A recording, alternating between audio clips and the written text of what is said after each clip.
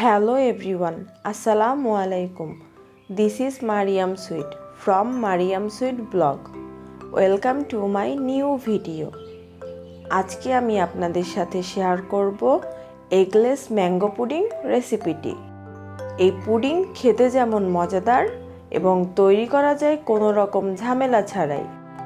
হাতের কাছে থাকা খুবই অল্প উপকরণ দিয়ে খুব সহজেই তৈরি করে নেওয়া যায় এই পুডিংটি। যারা ডিম খেতে একদমই পছন্দ করেন না এবং পুডিং তৈরি করার পরেও মনে হয় ডিমের স্মেল পাচ্ছেন, আজকের রেসিপিটি তাদের জন্য। ম্যাঙ্গো পুডিং তৈরি করার জন্য প্রথমেই লাগবে আম। আমি এখানে মাঝারি সাইজের 2টা আম নিয়েছি। এই আম থেকে আমি এখন আমের পিউরি বানিয়ে নিব। আমের পিউরি বানানো খুবই সহজ, তাই আমি আর ভিডিওতে দেখিয়ে ভিডিও বড় করলাম না। প্রথমে আমি জ্যালো তৈরি করে নিব। তার জন্য হাফ কাপ পরিমাণ ম্যাঙ্গো পিউরি দিয়ে দিলাম। এবার 1/4 কাপ পরিমাণ চিনি দিয়ে দিলাম। আর দিলাম হাফ টেবিল চামচ পরিমাণ আগার আগার পাউডার। এবার 2 কাপ পরিমাণ পানি দিয়ে ভালো করে মিশিয়ে নিয়ে চুলায় বসিয়ে অপেক্ষা করব বলক আসা পর্যন্ত।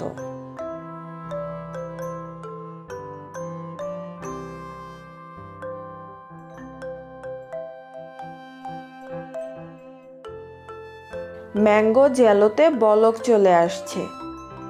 এবার মোটামুটি চুলার জাল মিডিয়ামে রেখে 4 থেকে 5 মিনিট জাল করে নিব। আমার জ্যালোটা জাল করে নেওয়া হয়ে গেছে।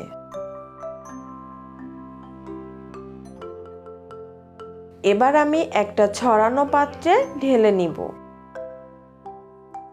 আর অপেক্ষা করব ঠান্ডা হওয়া পর্যন্ত। এই ফাঁকে আমি পুডিংয়ের দুধটা রেডি করে নেই। তার জন্য চুলায় একটা হাঁড়ি বসিয়ে 2 কাপ পরিমাণ লিকুইড দুধ দিয়ে দিলাম। এবার মিষ্টির জন্য 1/3 কাপ পরিমাণ চিনি দিয়ে দিলাম।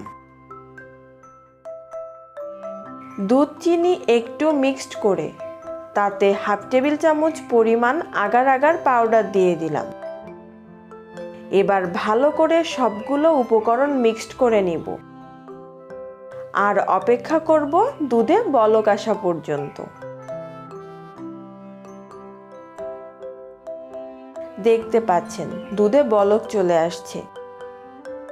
চুলার হিট মিডিয়ামে রেখে মোটামুটি দুধটাকে 5 থেকে 6 মিনিটের মতো জাল করে নিব।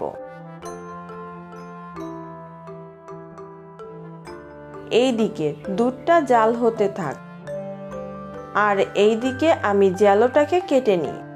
দেখতে পাচ্ছেন জ্যালো কত সুন্দর জমে গেছে আর কত সুন্দর কালারও আসছে। আম বেশি পাকা হলে জ্যালোর কালার সুন্দর আসে।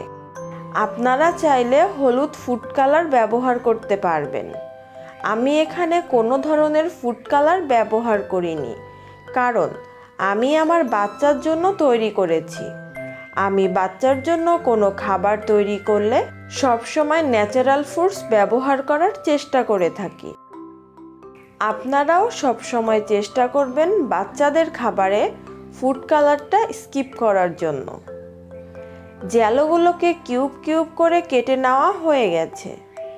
এবার আমি পুডিংটা সেট করার জন্য একটা পাউন্ড কেক মোল্ড নিয়েছি।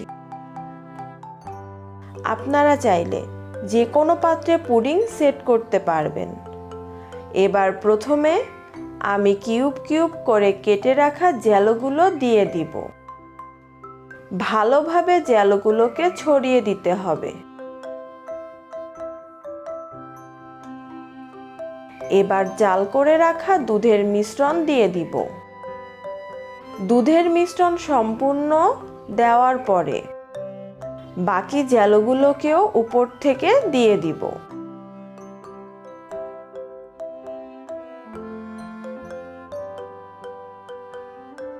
আমার সম্পূর্ণ জ্যালো দেওয়া শেষ। এবার অপেক্ষা করব পুডিংটা ঠান্ডা হওয়া পর্যন্ত। আমার পুডিংটা সম্পূর্ণ ঠান্ডা হয়ে গেছে। আর সুন্দর মতো জমেও গেছে। এবার আমি পুডিংটাকে একটা নাইফের সাহায্যে চারপাশ থেকে একটু একটু করে ছাড়িয়ে দিয়ে পুডিংটা মোল্ড আউট করে নিব। দেখতে পাচ্ছেন আমার পুডিংটা কত সুন্দরভাবে মোল্ড আউট করে নেওয়া হয়ে গেছে। এবার একটা নাইফের সাহায্যে পুডিংটাকে কেটে নিচ্ছি। দেখতে পাচ্ছেন পুডিংটা কত সুন্দর সফট হয়েছে। আজকে পুডিংয়ের রেসিপিটা আপনাদের কেমন লেগেছে অবশ্যই কমেন্টস করে জানাবেন। আমার ভিডিওটি ভালো লেগে থাকলে প্লিজ আমার চ্যানেলটি সাবস্ক্রাইব করে দিবেন এবং পাশে থাকা বেল আইকনটি অন করে রাখবেন। যখন আমি নতুন কোনো ভিডিও আপলোড করব সবার আগে নোটিফিকেশন পৌঁছে যাবে আপনাদের কাছে। আজ এই পর্যন্ত, দেখা হবে নতুন কোনো ভিডিওতে। ততক্ষণ পর্যন্ত সবাই ভালো থাকবেন। আল্লাহ হাফেজ।